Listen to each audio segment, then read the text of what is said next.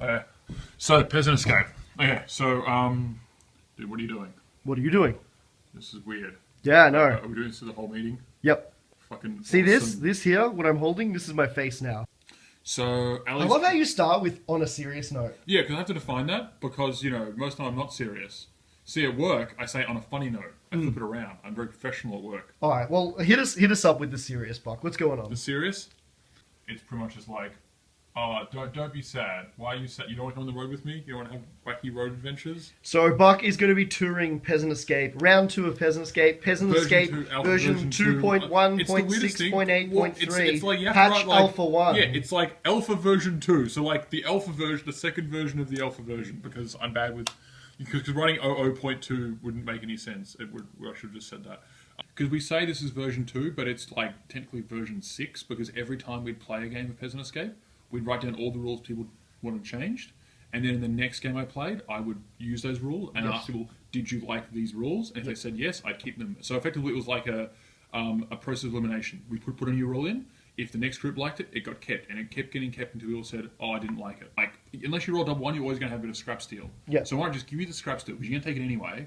But that way, it kind of speeds up the game. Like, you get your class, you know what you're getting into. If you're a new player, you don't have to figure out what do I want, what don't I want. There's enough skill involved in playing the game that you shouldn't have to worry about which one I'm going to pick, because you're always going to pick. Plus, from a fun factor perspective, rolling more dice is more fun. But from sitting down and just kind of studying your game a bit, what the not the mechanics or anything like that, but just sitting down and studying, going like, well, what's Buck after here? What's he want to do? What's this game about? What's he aiming for?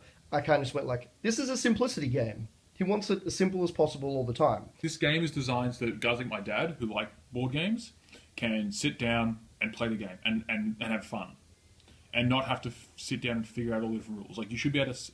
Like, the reason I've got the cards and everything set up is Peasant Escape should take like 10 minutes to set up and maybe an hour to play. Yeah. And that's it. Now I talk about conflict this week! So, yeah, what's going on with conflict at the moment? So, the big thing with conflict is because it's an online game and because of the format that it gets played in, people are playing the game for, 2-3 weeks, maybe a month, because they want to use that like long-term diplomacy and get to know the players they play with and like backstab and basically develop a history while playing the game, because that's such a cool part of the player interaction over a long-term thing. It's such a cool part of the game. So I'm trying to do things that involve that kind of stuff in the game. And what happened in Conflict, the current edition of Conflict that all you guys have, is that if your country took over, someone else, that's it, you're out of the game, which kind of meant that you just got cut out of the loop. And, you'd hear about it through other people playing, your friends playing or whatever, but otherwise you'd sort of just get cut out. And I went like, I don't want that to happen. I want you to still be in the game, still involved in the diplomacy, the interaction, until you see that final, like, such and such has won the game banner. So in terms of your country getting taken over, what does that mean for you as a player when you are being dominated, basically? It means that your country goes into turmoil.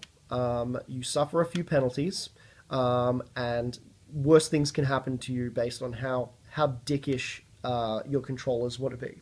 In an alliance, you share states with your allies, which means that you're not going to have...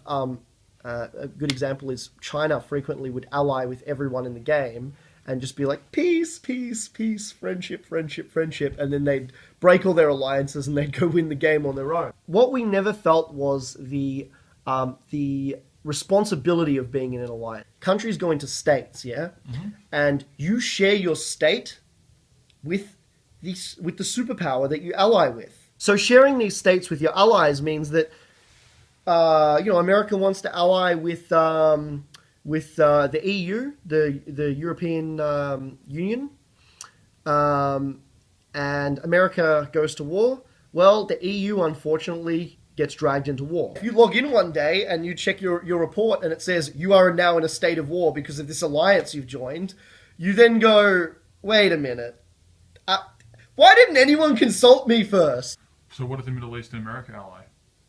That's a good question, Buck, and that'll be answered in the next video.